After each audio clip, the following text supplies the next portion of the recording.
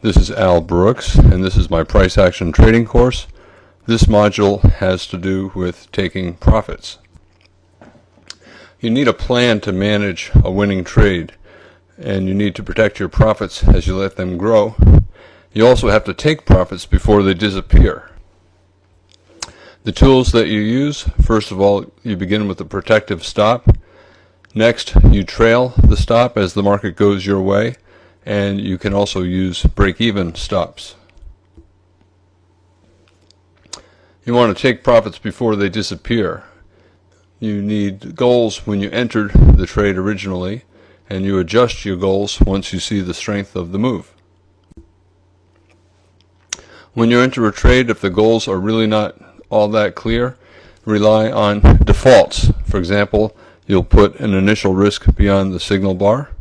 For example, if you're buying, you put your stop below the signal bar, one tick below, and you take partial or full profits at twice your initial risk. And if you took partial profits, you swing the balance. In terms of scaling out, if you are trading a big enough position that would allow you to scale out, you might take half off once the profit reaches twice your initial risk. Take another 25% off at 3 times your initial risk, and then swing the balance and trail the protective stop and look to exit before the end of the day if it's a day trade. Once the trade goes your way, you should look to adjust your profit targets based upon your actual risk instead of on your initial risk. So you would take half off at 2 times your actual risk, take another 25% off at 3 times your actual risk, and swing the final 25%. As an example, let's say you buy 400 shares of the SPDR, the SPY, which is an ETF, and you bought them at 140 even. If the signal bar is 22 ticks tall, then you're buying 400 shares on a stop at 1 tick above the high of the signal bar. Your initial protective stop is 1 tick below the signal bar. So your total risk is 24 cents. The signal bar 22 cents tall, you buy 1 cent above, your stop 1 cent below. So a risk of 24 cents, and you have 400 shares, so your total risk is $96. Although this example is based upon the SPDR, the SPY, this example is to illustrate trading principles, and I actually modified the prices slightly to be able to use round numbers. But the prices that I am citing in this example are very close to those of the actual day.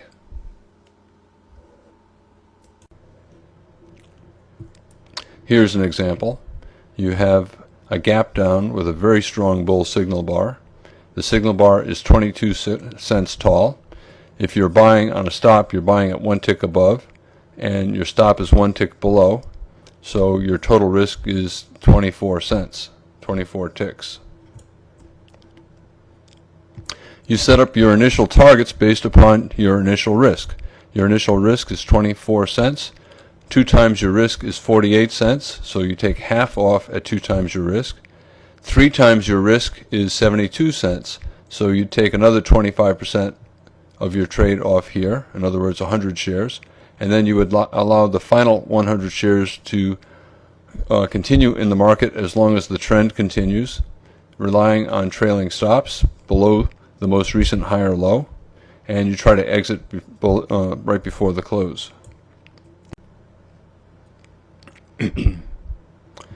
After you enter, if you see the market pull back like this, that is not a strong sell signal bar, so you rely on your initial stop and hope for the best. Here you can see a big tail on the bottom of this bar, and that's caused by bulls aggressively buying, trying to prevent the market from coming down, hitting their stop, so the bulls are adding on. As the market starts to go up, as this bar is forming, as this big bar is forming, you quickly determine what your actual risk was. Where did you have to have your stop to not get stopped out of the trade?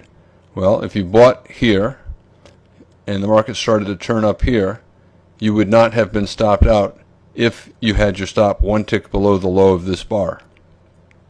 And that is 21 cents below, that's 20 cents below your entry price, which is above the high of this bar. So your actual risk is one tick below the low of that bar, and that price, that red line, is 20 cents below your entry price. So your actual risk is 20 cents. You'd quickly figure out where 2 times your actual risk is, 40 cents. So 2 times your actual risk is this blue line, this red line, and the market went one tick above it. So you would have exited half of your position, 200 shares, at 2 times your actual risk of 40 cents. And you can see that tail there indicates that a lot of traders did the same thing.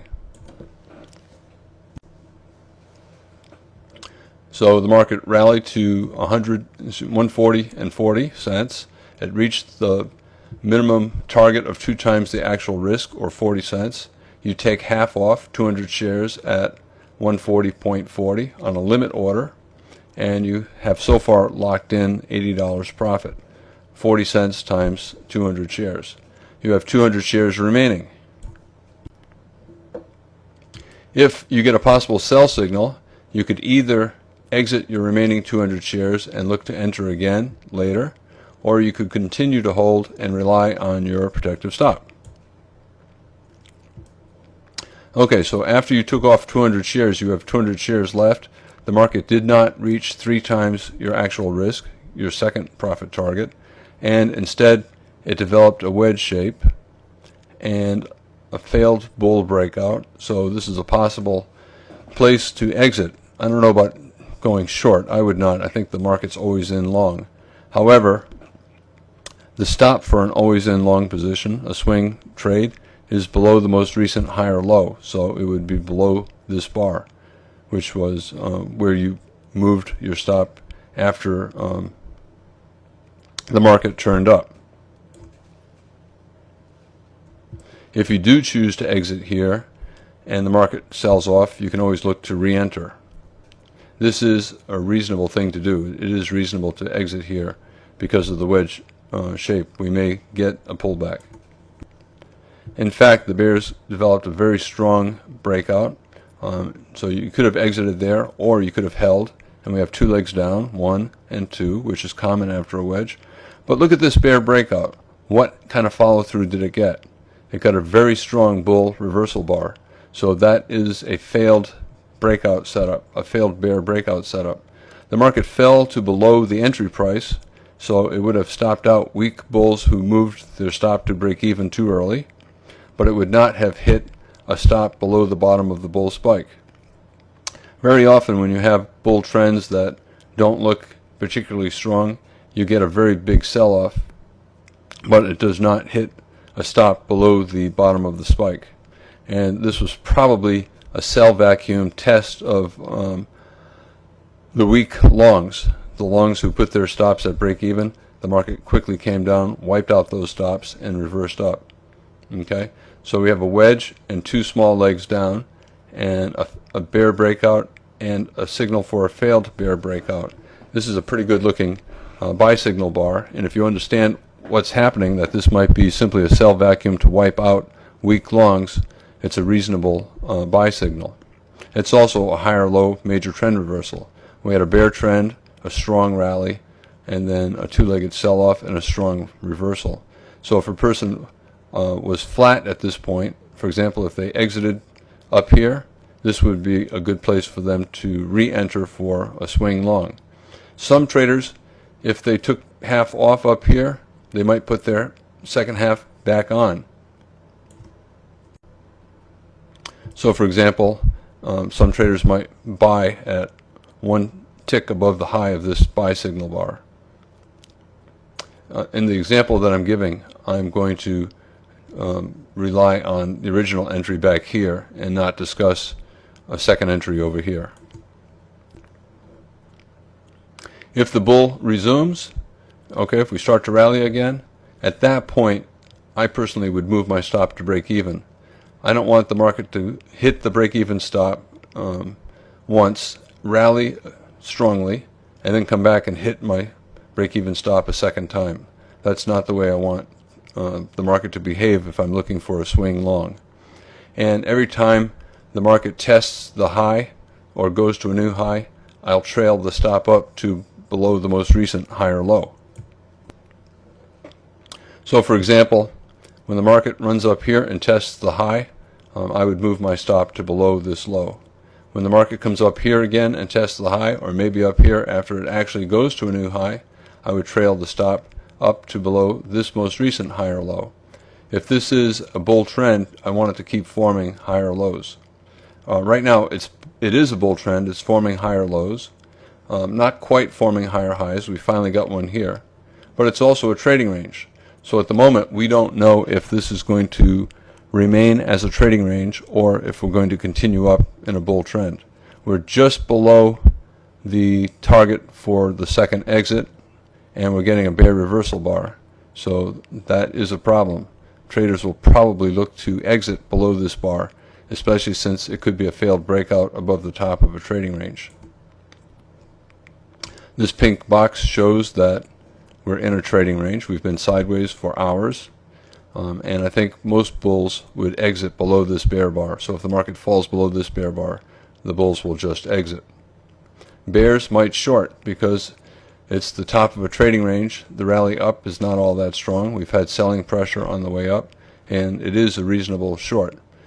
Personally, I don't like to reverse except under exceptional circumstances. So most of the time, if I'm long, let's say I bought here, or if I bought here, or if I bought here, or even here, I would exit my longs below here because this is a reversal down at the top of a trading range. We have pretty good selling pressure throughout the trading range, and we have a bear signal bar. A small body, so it's not a particularly strong signal bar, but it is enough for me to exit a long. If I were flat, I would consider going short, but I don't like to reverse because it's too much to process. I'm trying to think about the bull case and to also think about the bear case and to make the trade and do it correctly, place the orders correctly, all within a very short time, is something that I don't reliably do.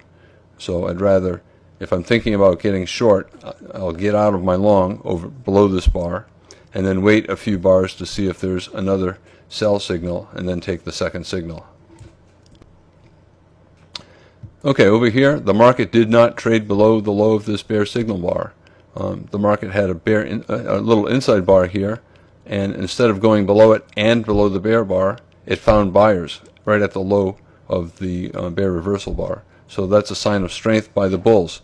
They prevented the bears from triggering a short and from running the stops. A lot of bulls would have gotten out below this bar, but the market did not get there, so that's a sign of strength.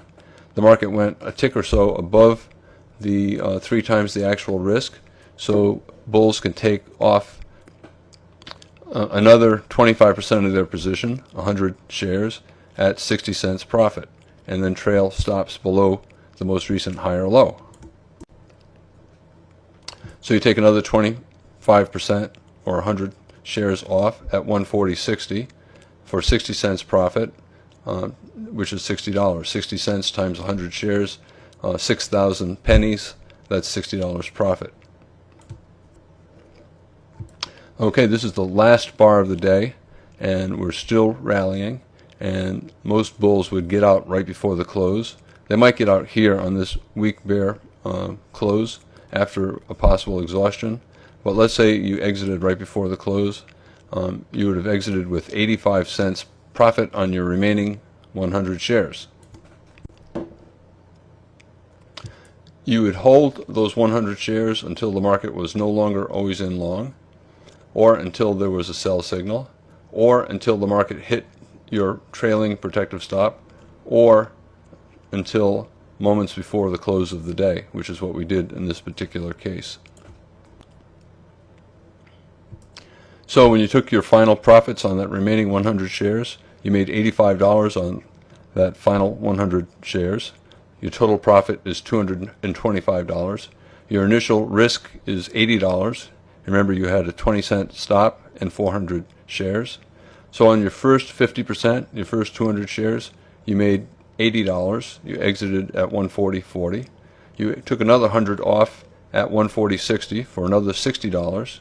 And you took your final 100 off at 140.85 for $85, giving you a total profit of $225 on your 400 share trade.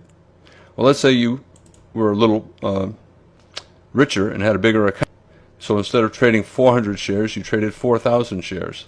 The spider can easily handle 4,000 shares. And in that case, everything would be tenfold greater, and your final profit would have been $2,225, and your risk would have been $800 instead of $80. Well, let's say you were trading even bigger. Let's say you're a fund manager, and you were trading 400 E-mini futures contracts instead of 400 spider contracts.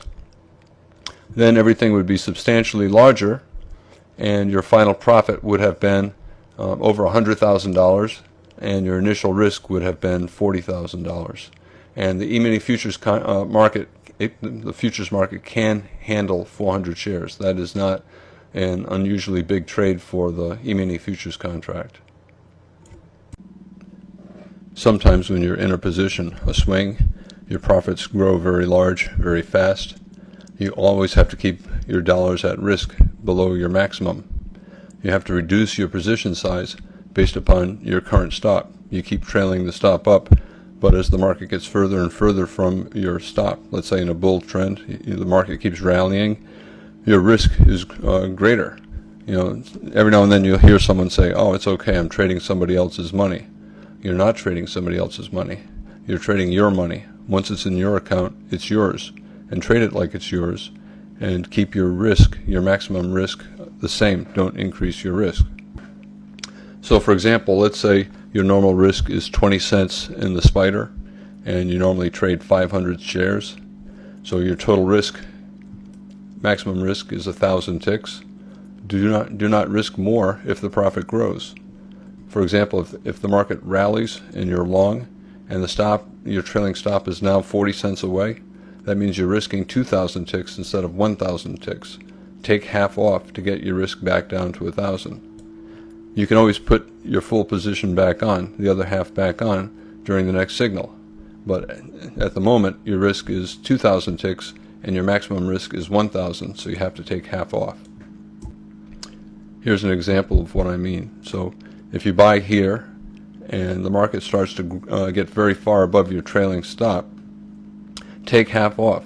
You could say, "Well, Al, this is another buy signal, a very strong breakout. This is another buy signal." That's fine. I would still rather take some off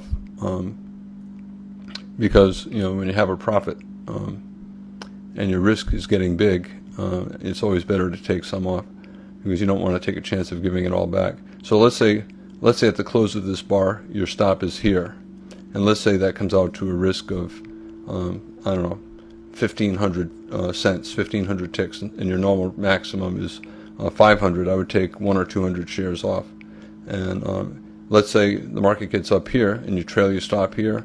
Okay, you're still risking about 1,000 ticks. You can stay the same. Let's say over here the market starts getting very far above your stop, and your risk is up there at 2,000 ticks, and your maximum risk is normally 1,000. You got to take some off. If you take some off in here, you can just put it back on the next signal and then start the process over again. So if you buy above this bar, your stop is now here. So just make sure that whatever position you have, you're not risking more than your 1,000 ticks. But the important thing is, whenever the market starts getting very far above your trailing stop, your actual dollars at risk are increased. It is your money. It's not open profits. That is money in your account. So manage your trade as if it's your money, and calculate. Always be aware of how much money you're actually risking. A lot of times when the market's going up like this, and the market's over here, the trader thinks his stop is down here, but he's really not risking that. Let's say he keeps his full position on, he'll get out long before this. So he thinks this is his stop, but it really is not. It'll be somewhere up in here. So a lot of times, if he keeps his full position on, that's okay, as long as he's honest with himself and he's not actually using a stop way down here. If he's extremely disciplined and he truly is going to rely on the stop, he has to reduce his position size. On the other hand, the market's moving quickly, he's long, and he wants to take a chance.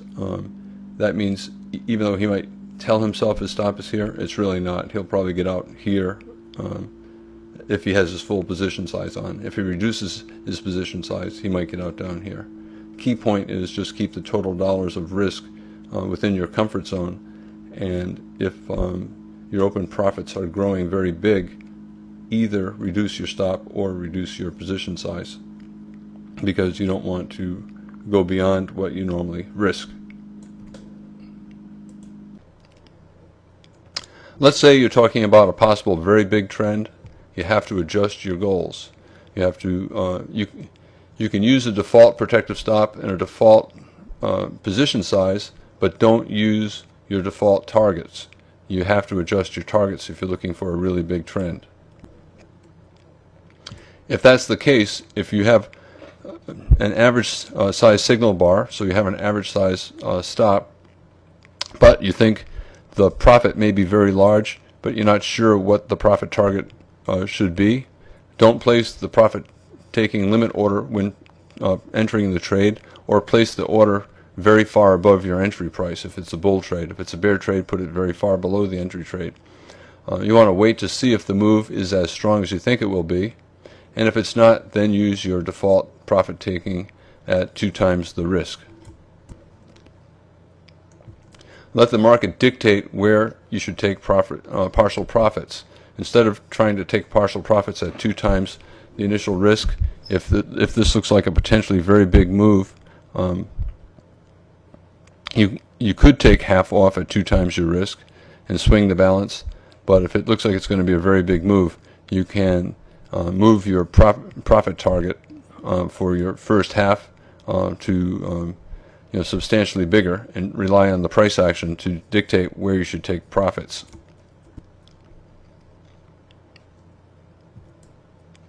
Okay, look at Baidu. This is a huge sell-off, a very strong sell-off over the past day or so.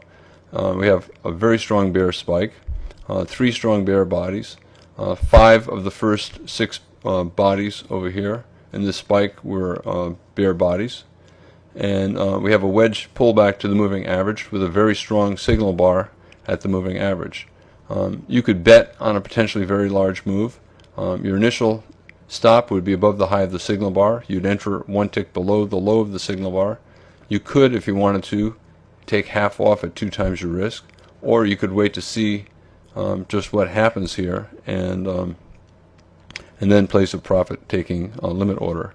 2 times the risk looks like it'll be above the bottom of the bear spike, and we could get a leg 1 equals leg 2 move down. So if you wanted to, you could take a chance and not put a profit-taking limit order in this area at 2 times your initial risk.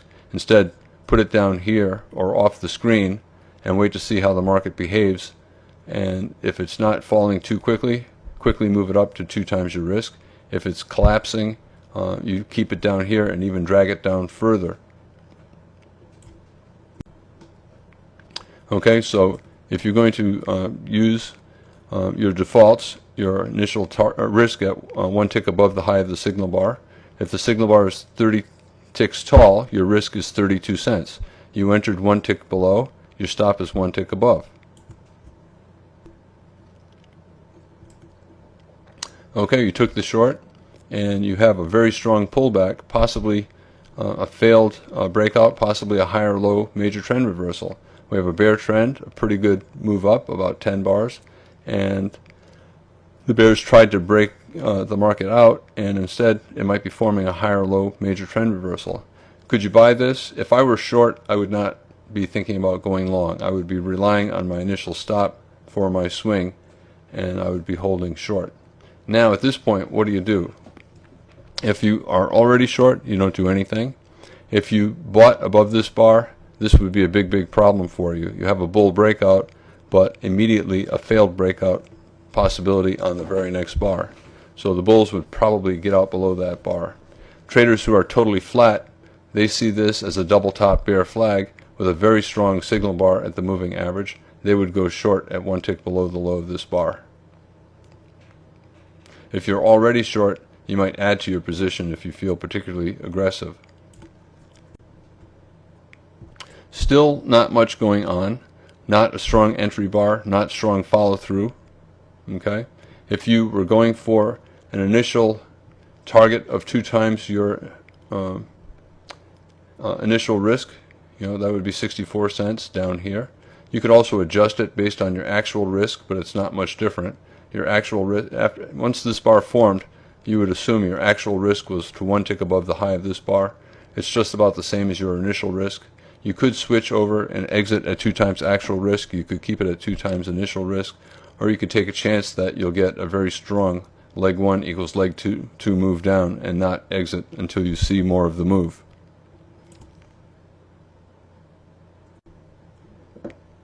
Alright, if you did not exit half at 2 times your initial risk and you saw this huge bear breakout bar after this bear bar, after the double top bear flag, you would be thinking that there's a chance we could get a leg 1 equals leg 2 move.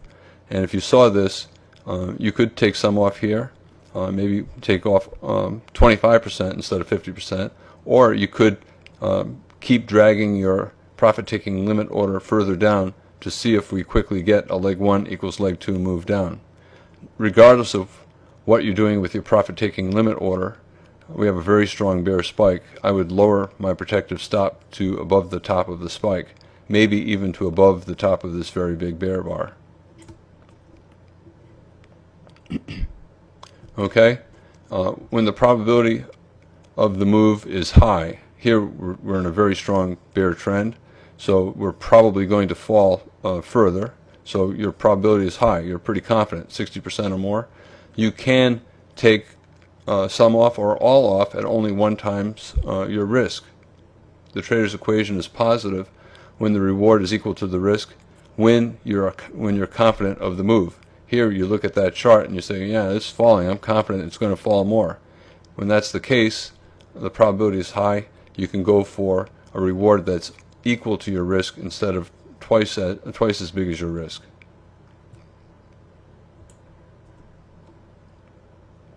So what is your risk? I usually use the open of the spike to the close of the spike. So at the moment, this pink bar is what I would use for the measured move target. So the open of the first bar to the close of the second bar, it's $2.03, and this would be my target. So at this point, I would be pretty confident, 60% confident, that the market's going to fall to this point. So if I were still short my full position, I would take half off once the market got here. So at this point, I would place a limit order to take half off at this point. You could take a chance that it's going to collapse, but to me, I think it's a pretty reasonable target to take half off here and see how the market behaves if it gets there. Okay, what happened? Okay, no pullback. The spike is growing. So at this point, the spike is now this big. Instead of this big or this big, it's all the way down to here. As the spike is growing, I'm going to keep lowering my profit target based on the height of the growing spike. So with the close of each bar, my pink box gets bigger and my profit target gets bigger. So I keep adjusting my profit target as the spike grows. Traders will continue to sell closes. They'll sell this close, they'll sell that close, they'll sell this close, they'll sell this close, but they'll make sure that they don't exceed their comfort zone for their maximum dollars at risk. You don't have to sell every close. You could sell 1, you could sell 2, you could sell 3. It doesn't matter. The market has a high probability of going down equal to a measured move based on the height of this spike from the open of the first bar to the close of the final bar. Okay, the market's pausing in here. So at this point, the initial spike has ended. So this would be my target for taking profits, either full profits or partial profits. Now that the market's resuming down again with a pretty big bear bar closing on its low, I would lower my protective stop to above the high of this pullback. Okay, the market is still falling. Another strong bear bar, a big bear bar closing near its low. I would feel comfortable trailing my stop to 1 tick above its high, especially since at this point I have a large open profit. If I were flat, I would be selling closes. I'd sell that close, I'd sell this close, and I would keep selling closes until there's some sign of a bottom. Okay, now what happened? We fell below the measured move target. We had a bear spike, a pause, and then we hit the measured move target, and we hit it in a very big way. The bear bars are getting bigger, closing on the low tick. To me, I would exit my total position. This is a series of consecutive sell climaxes. We sold off here, we sold off very strongly here, and even stronger here, and the very best bear bar of the entire trend is occurring right at resistance level, right at a support level, right at my measured move target. So for me, I would go totally short here, knowing that the market may go down a little bit further, but I would take full profits. In this case, it would be $8.35 in Baidu. But we're at a support area, a measured move, and we're having consecutive sell climaxes. So we might reverse here, or we might reverse soon. And this is what happened. We had two more little pushes down, and a little wedge bottom, 3 pushes, 1, 2, 3, and a bull inside bar, a tail on top, so not great, but the context is good. After a series of consecutive sell climaxes, and now we have a little wedge bottom at support, a double bottom at support, or triple bottom at support. Remember, support was here, the measured move. To me, I personally would go long here, and I would look for at least 10 bars, 2 legs up to at least the measured move, maybe to the top of the bear spike. And had I bought here, I would be holding long and looking for at least 10 bars and 2 legs up. Okay, we're going into the close. We're getting a 2-bar reversal. We're getting a series of bear bars. I would exit my long at this point. Where would my stop be had I bought here? In fact, I did buy here on that particular day, and I did sell up here. But had I bought here, my initial stop, probably I would have put it below the low of the signal bar. I might have used a wide stop, like based on the height of this spike. I might have put a stop, a measured move down. But given this particular setup, I personally just put my stop below the low of the signal bar and took my chances. Initial risk versus actual risk. The initial risk is the number of ticks to your protective stop, your original protective stop. The actual risk, I've talked about this many times, it's the number of ticks plus 1 that the market moved against you before resuming towards your target. So for example, if I bought and then the market rallied and then it came down but did not hit my stop and it rallied up again, had I had a stop in the market that was 1 tick below that higher low, I would not have been stopped out. That is my actual risk, and I can adjust my profit targets based upon the actual risk. It's the number of ticks that I would have had to have to not get stopped out of the trade. It's sometimes reasonable to convert a swing trade into a scalp. Most swing trades start with low probability, but in the breakout phase, the probability of a successful trade is often 60% or higher. When the probability is high, you can exit with a reward that is equal to the risk. You don't have to go for 2 times the size of the risk. You'll still have a positive trader's equation when the probability is that high. And when that's the case, it's okay to scalp.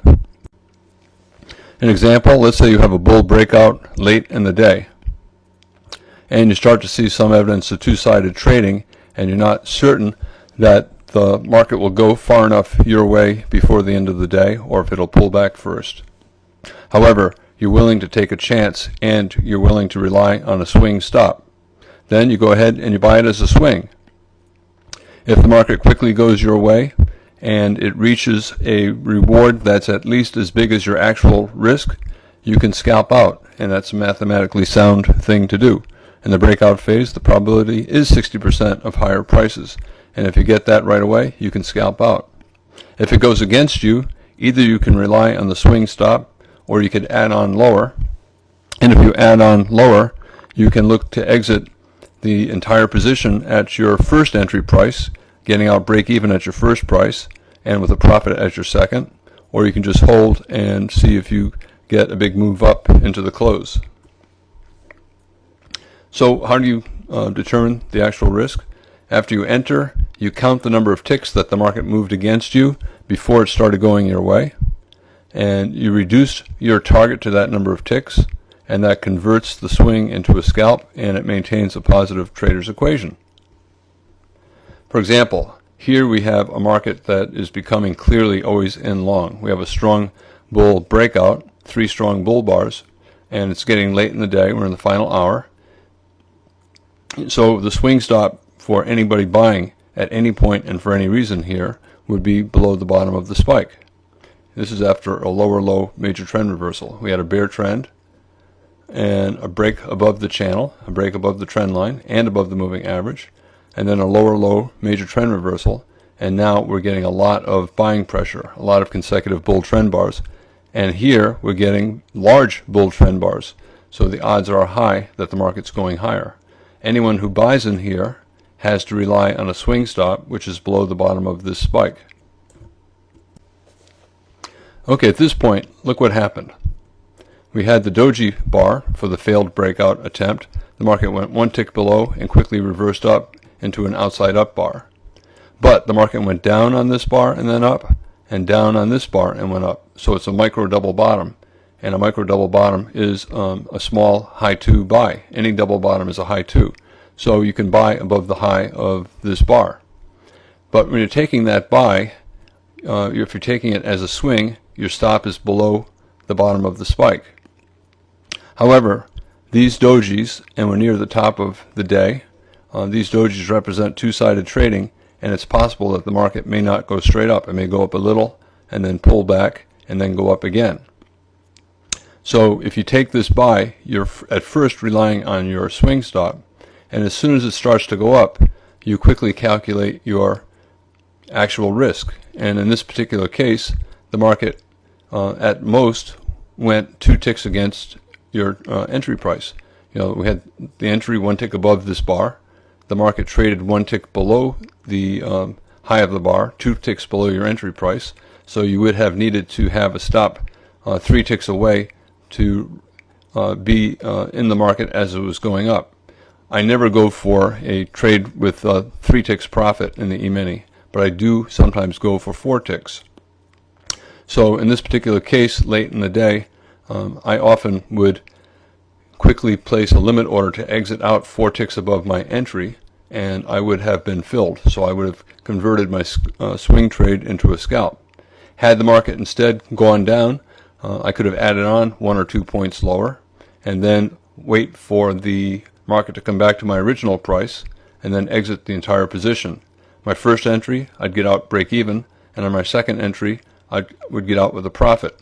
If I did do that, I would still be using the swing stop below. And this is what took place. So you could buy 1 tick above this bar. You'd be able to scalp out with 4 ticks. And it turned out the market went higher. So if you bought it as a swing and relied on the stop, you would have made probably about 4 points. After the market went above this high, you probably would have trailed your stop to below the most recent higher low over here. And once it went above here, your stop would be down here. You only have a couple bars left in the day. It doesn't really matter. That's irrelevant. And you would exit in the final seconds before the close. When you're doing trades, when the market is doing this, lots of reversals, relatively big bars late in the day, you got to be very fast. Remember, you're going to be tired after trading all day, and these bars and these reversals happen very quickly. It doesn't look necessarily like they're happening quickly on the 5-minute chart, but many of these bars go up and down repeatedly as the bar is forming. So you have to do a lot of thinking, and I think it's very difficult to do. Best thing to do, you can scalp out, which is an easy way to do it, or you can just take the swing trade when the market gets up here, put the stop below this low, and keep your fingers crossed that the market will rally in a channel up for the rest of the day. We have a spike here, so chances are we're going to be in a channel. We have two-sided trading here, so the market might be entering a channel. and it turns out that it in fact ended up as a channel for the rest of the day. Well, what happens when the signal bar is small compared to the trend that the market is in? Do you still go for a profit target that's 2 times the size of the risk, 2 times the size of the signal bar? Not necessarily. Let's say the signal bar is 1 point tall and your default risk in the E-mini is 2 points. Instead of going for a target that's 2 times your risk, in other words 2 points, you could go for a target that's 2 times your default risk, or 4 points. Here's an example for the spider. If you normally risk 20 ticks and the actual signal bar height is 8 ticks tall, so your actual initial risk is only 10 ticks, and the market's moving in a big way, instead of going for 20 ticks, you may go for twice your normal default risk. If you normally risk 20 ticks on a trade, try to exit half at 40 ticks, twice your default risk. If you're trading another stock like IBM, for example, and you normally risk $1, you could exit half at $2. So here's an example. We have a pretty big move in the spider. The market's down about 80 or 90 cents inside of an hour or so, and we have a relatively small signal bar, about 10 cents tall. You could exit at 2 times your initial risk, which would be right here, and then move your stop to break even. Or if you wanted to, you could go to a bigger target based on the size of the trend that occurred before. In other words, don't exit, just hold and wait for a reversal, like maybe possibly exit some over here. A little parabolic wedge, 3 pushes, 1, 2, 3, after a sell climax. Around a measured move down from the high of the day to the open of the day to a measured move down. Sometimes you'll get days like this that trade up and trade down, and a lot of times they'll find support at a measured move from the open of the day to the high of the day, so somewhere down here. And those days oftentimes get back to the open, and then the bar on the daily chart ends up as a perfect doji bar. So you have to be aware of that possibility, and that might have been what the market was trying to do right here. In any case, let's say you took some off at 2 times the risk, or you took some off above this small bull reversal bar, and you let the rest go into the close. Down here, you probably would exit the final amount going into the close above this bull bar. Another parabolic sell climax, 1, 2, 3, and you have this slope, and then the slope is getting steeper, and we have a failed bear breakout below this breakout pullback, bull body, another bull body, and only a few bars left. I personally would buy back if the market went above the high of this bar and close out the remainder of my position.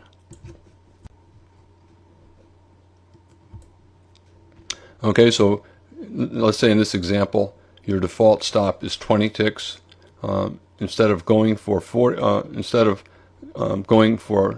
2 times the initial risk, which is 2 times the actual risk, instead of going for, in this case it would have been about 20 ticks, you could go 2 times your default risk, which is down here, and you would have exited over here.